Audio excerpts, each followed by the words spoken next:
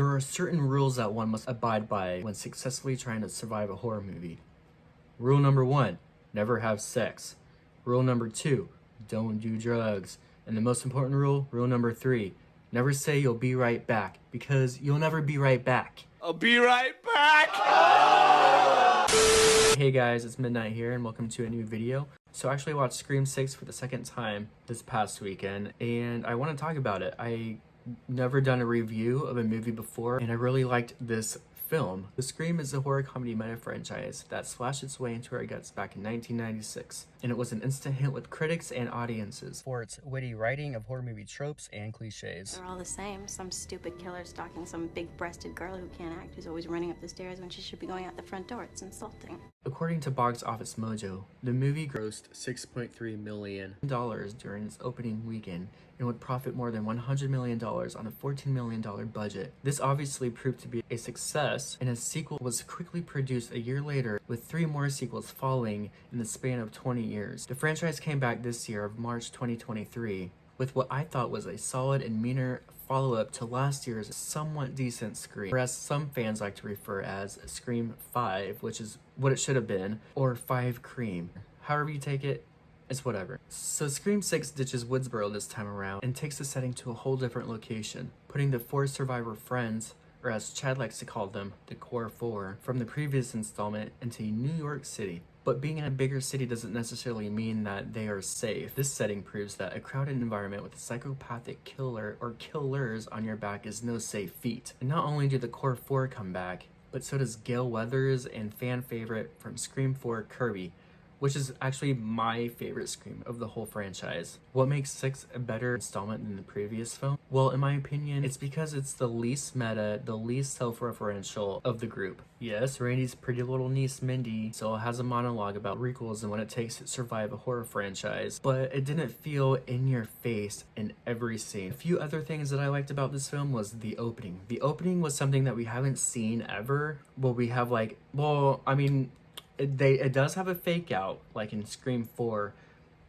where we see Ghostface, we see a killing, but then we see the reveal of this killer. But there's a little twist.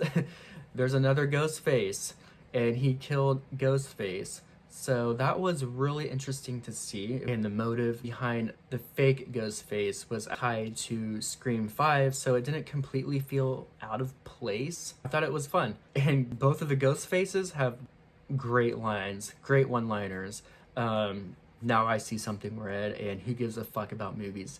Roger L. Jackson killed it with those lines. He needs an Oscar right now. Another thing that I liked about this film was the setting itself and the kills. So being in a bigger city means that, you know, you're susceptible to being in dangerous situations. And with this film being on Halloween, yay, it's a Halloween film, so I get to watch it every year, annually, on Halloween. So with it being on Halloween, you know that the crazy is going to be amped up to 10 because you're going to have a lot more crazier people. You think that's funny? Hey, no. It's just a little Halloween prank. And the kills are wild. They really gave the genre fans that we all love to see in slashers. I mean, at least for me, I love to see gore. I love to see brutal kills, especially with a franchise like this. And Friday the 13th and Halloween, when you're 6 movies deep into a franchise, you're expected to see all the bloody mayhem, you know? Like disembowelments. I mean, like Scream 1 set the bar high when it came to like deaths, especially the opening scene. Steve getting gutted, that really traumatized me, and Casey's death, that traumatized me. Tatum's death really traumatized me. I think it was Casey and Tatum's death that's really been like engraved into my fucking brain, because I was five years old when it came out. I probably watched it when I was 7 or 8, and being that young, you know, you're gonna be terrorized from seeing that. And so that really stuck with me throughout these years. So with those 2 kills being what we need to see in the Scream films, I think the directors really gave us that in terms of like brutality, because the deaths were really crazy. especially the latter scene in the apartment. I really felt bad for Anika. I mean, spoilers, but yes, Anika died. Great character. I thought she was outgoing, sweet, and caring. And, you know, she seemed like a really good friend, too, towards Tara. She was looking out for her. And when she died, it hurt so much, but her death was, it was top notch. I really liked it. And there were like a few other deaths, like the opening kill and the doctor's death. So when it comes to the actual killers, it felt a little underwhelming, I suppose. Like, it just felt very blah. Kind of weak. Now, in the trailer, Ghostface says something along the lines of, I'm something different, which is true. It is different because, again, spoilers, the killer is a police officer. And there's not only one, and not two, but there are 3 killers this time around, which was kind of refreshing because we haven't seen something like that in a Scream film. So that I did appreciate, but I think it was the actual killers themselves that felt a little flat to me, especially Ethan. When he said that he was a virgin, I'm like, what? Okay, that means you're off the suspect list. You literally look crazy, and you have the fucking plaid shirt on, so you're top Ghostface suspect. Quinn, on the other hand, well, since she died, it was a little shocking to see her.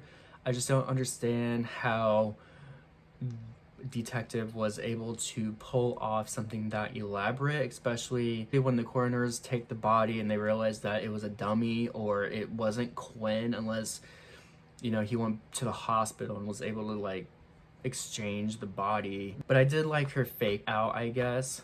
I mean, it was shocking a little bit, like, oh, I thought you died, but I guess you didn't. I thought you were dead. But I'm not. Now, the detective was, I thought, a little weak as well. Although, I mean, it was something that we'd never seen before. But he just seemed a little suspicious too. Like when he was saying that Kirby was fired or whatever because she had like PTSD, or that she was unhinged, and he was trying to put the spotlight on her. When movies do that, when they're trying to shift the suspicion onto someone else, then usually the person that's doing the shifting is the one that's guilty. So I kind of called it at that point that he was involved in the killings. Now, as for the motive, I didn't really mind the motive. I thought it was, you know, I mean, it's pretty realistic revenge. If you love someone, you hold them dearly into your heart, and they are just quickly taken away from you, then of course you're gonna get a little mad and you want justice. It felt way more believable than the motives for Scream 5, which was because they were mad at the Stab movies or something. And that Amber was obsessed with the house, with the previous owner of the house, who, you know, Stu. Or pissed off Reddit users, like, what the fuck is that? And another reason why I appreciated the motive for this film is because it was really parallel to Scream 2, where, you know, the mother, who we didn't know was Billy's mother, is actually the killer. She's the brains of the whole operation. She's trying to get justice for the death of her son, which I don't understand. How could you say that you want justice for someone that died when they were responsible for like a lot of death? It doesn't make any sense. It's probably because the whole fucking family is crazy, right? Like, crazy runs in the genes, so I just assume that they're all crazy to begin with. Yes, it hurts when someone takes your loved one, but is that really enough to like go out and kill all these people? Especially when they're the ones that killed a lot of people. I mean, it's self-defense, so I mean, what do you gotta do? Like Sam said, do you really want to try this motherfucker? So now that we talked about the deaths, let's talk about the survivors. This movie, I think, holds the most amount of people that survived any Ghostface attack. I'm not sure how many specifically survived this film, but it felt like 2 handfuls. Chad has become the new Dewey in terms of getting stabbed multiple times. I mean, who survives that many stabbings? But then again, you know, in real life, people get stabbed and they survive. There should have been death in this movie, a lot more death. Even though the deaths were very violent, there should have been a lot more of it. I think they should have killed off Chad or Mindy, Chad or Mindy, So who survived this movie? The sisters Sam and Tara, and the twins Chad and Mindy, Gail, Kirby. Is that it? 6 people? 6 people?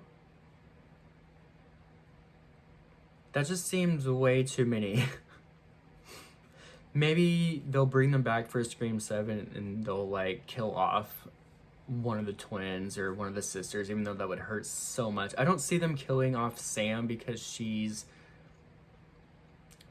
supposed to be the new lead of the franchise and she has ties to the original movie. Maybe they'll kill off both twins at once. That would be kind of cool to see. I'm sorry, but one of them has to go.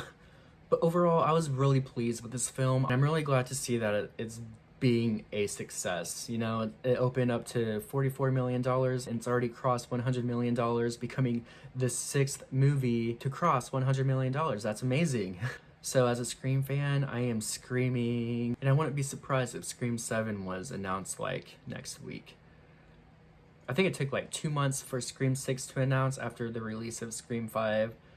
So give it maybe another month or two, and we'll probably hear about Scream 7. Well, that is it for this little movie review.